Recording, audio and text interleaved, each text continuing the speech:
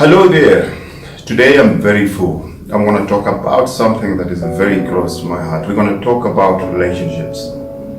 If you look at relationships now, relationships are in the tank. Lots and lots of bad things are happening. The relationship between man and woman is at least, I would say, the worst it's ever been. Marriages are breaking up. Divorce is on the rise. If you look at South Africa's statistics, and especially if we look among the black people, the last 20 years, divorce was only 25%. If you look at it right now, divorce at 50%. And what's even very different from the divorce now and the way it was 20 years ago before we got our independence is that the people that are initiating the divorce right now, the women, is not the men. Relationships can only be a reflection of where the community is, where society is. The relationship between men and men themselves is bad. The relationship between among women is also horrible. The relationship among family members is bad. The relationship among communities is bad. So in general, how we relate to each other is completely broken. Now your singleness, your relationship with yourself determines your relationship with the other. If you get into a relationship and you're a very unhappy person, even if you meet a husband or a wife that is happy, you can't support their happiness because you suck them into your negativity. But let's look at black relationships in general. If you look at most people that I deal with and most of the black people that I see and talk to on a daily basis, there's a lot of trauma, there's a lot of things that are happening in black societies that nobody talks about. What are these things? Divorce. Divorce is very traumatic for the kids. Affairs, domestic violence, verbal violence, sexual abuse, emotional abuse. Our kids have been brought up in homes where these things are happening. You can imagine a young child that has to go to school the next day and the whole night the father beat their mother to a pulp. You can imagine a young child that has to get out of the house in the morning and when they open the door, the first thing they see are things that even a grown-up has never seen. You see your next door neighbor lying on the pavement with your head wide open because he was killed last night.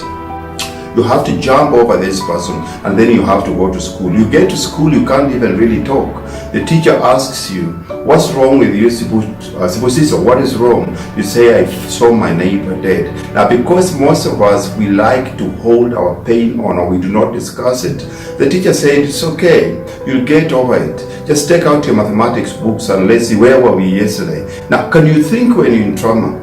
Can you think when you're traumatized? Now in most cases, this child, because he can't talk and he can't talk about it and he can't get over it, what do the teachers write about this kid? The teachers always say, this child has a learning disability. The kid will either have to be kicked out of school or they will bring in the parent to talk to the child. And what does the parent do? The parent will start shouting and superimposing the abuse on this kid without anybody really addressing what the things are.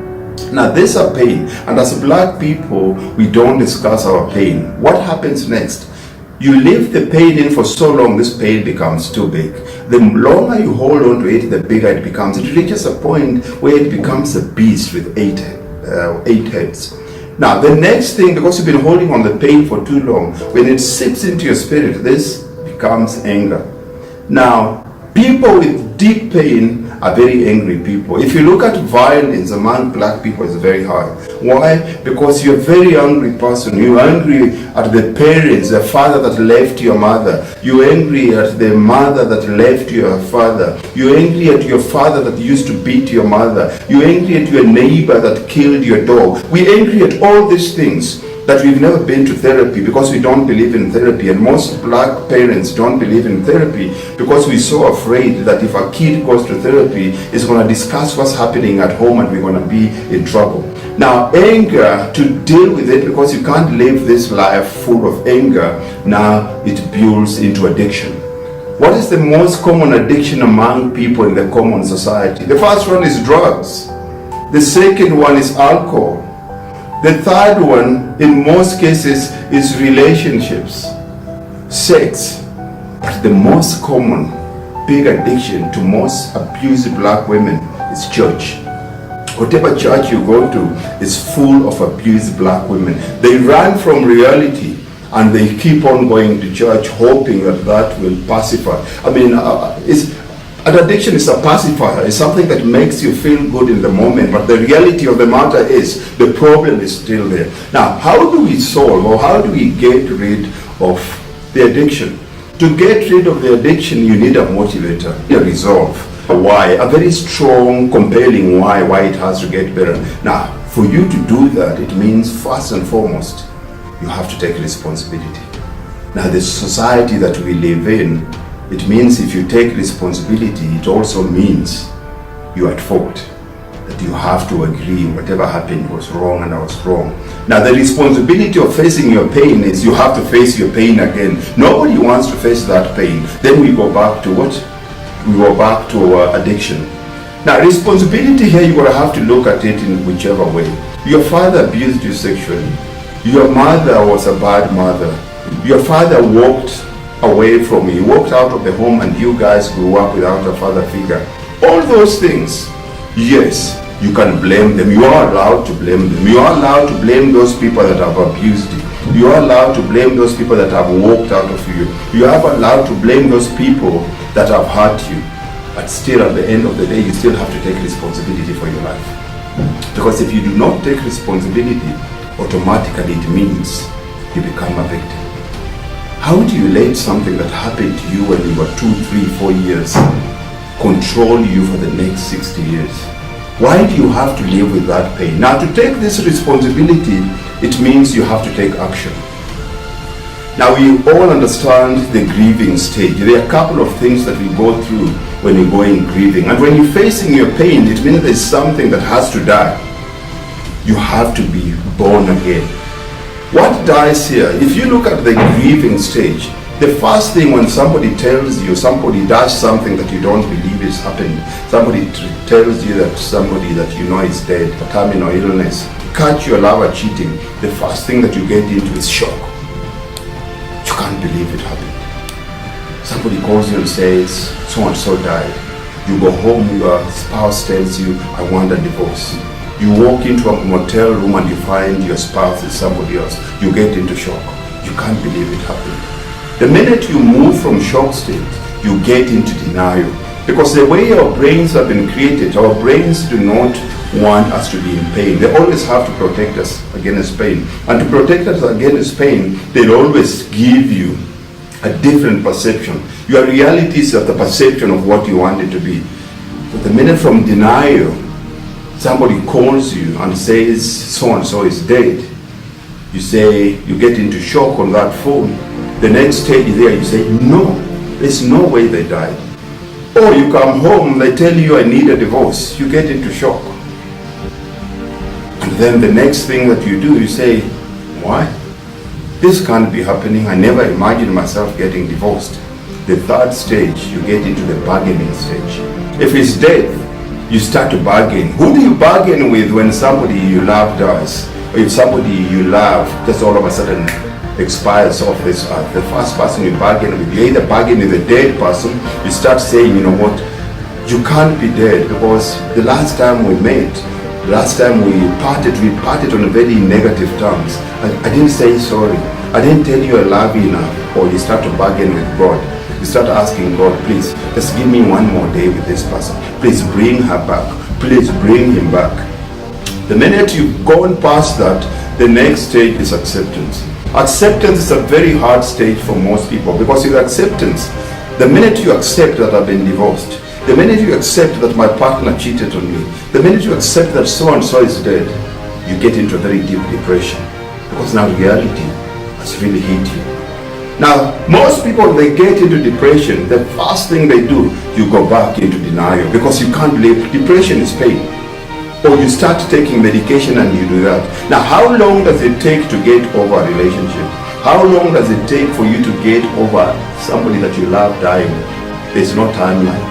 That's purely dependent on how you go through those grieving stage. You can go through it so many times. You've seen some mothers when they lose a child, they give up on life, and every single day you see a part of them die. In 2 years' time, the mother is dead because the spirit, they never got out of depression.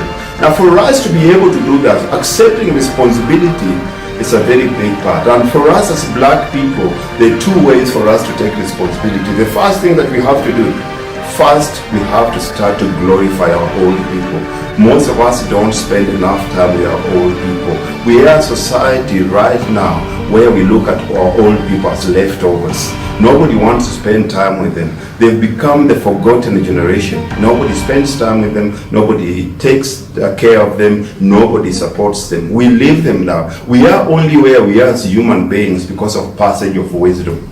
Anytime you have somebody that is older, they've already been through whatever it is that you're going through, it becomes easier for them to help you avoid those loopholes or things that you waste so much time, and chances that some of the things that will derail you from your destiny. So we have to go back to spending time with our elders, because those people in most cases, they become the best parents for our kids. Look at it. By the time you finish bringing up your kids, you only become a good parent when your parenting years are over. When you give birth to a child in 20, 25, 30, and it's your first child, you make all kinds of mistakes. But if you are close to your mother, you're close to your aunt, she's already made the mistakes by bringing you up. By the time you give them your child, they exactly know, they have a formula. It becomes a formula, a baby, a good baby, a good quality baby building machine, because they have that. And the second thing that we have to do as black people, we have to start protecting our kids. We let our kids get abused too often. How do we do that? How do you let your 5-year-old, 6-year-old, 7-year-old go spend a night outside with other people? How do you know what those people, how do you know who those people are? How do you know what those people do to the child? We have a lot of sick people out there. It is your job to protect your kids. You can't be dumping your kids somewhere else with other people because you got a child out of wedlock. She's interfering in your life. You're gonna go partying every weekend. How do you know that child is not being abused? And it's always very easy to tell. Anytime you have a child and a grown-up comes around and the child becomes unstable, the child starts throwing tantrums, the child is not themselves, the child is telling you something. There is something, but what do you always do? Stop behaving like that. We have to protect our kids. When you take our kids to a creche, have you done a proper due diligence of the creche? Do you know who the teacher is? Do you know who the security guard is? We had a case in Soweto the other day where a 60-year-old had abused 80 kids. How did that happen without the people around it noticing what was going on? It's because you become very oblivious. Most of us live without a sense of awareness. And if we don't, we are messing us, not only these kids, but we remember the sins of the fathers will be passed on to the sons. Our next generation is going to be messed. Our relationships are messed up because most of us are messed up. 3 things that you have to do before you get into a relationship. First and foremost, if you are in a relationship that is not working, the first thing that you have to do, you have to finish that relationship. We can't do what we're going now. You can't be in a half relationship with 2 different people. It doesn't really work. The second thing is, if you're not happy with yourself, you have to work on yourself first. You have to be in love with yourself. You have to be happy with yourself. You have to be able to stand yourself in the mirror before you can give you to somebody else. And above everything else, you have to learn to fall in love with yourself. There's a lot of things that you've bought, a lot of things that you borrowed from people. But one of the things that you have to understand that you did not have a choice in is your color. That's the thing that God gave you. And what does it mean? It means there's a specific thing in this world that needs to be done. And only your color, only your shape, only your personality, only your outlook can take care of it. Until you become very comfortable in your own skin, you become very dangerous to other people. We have to take care of ourselves. Otherwise, our relationships are not going to last.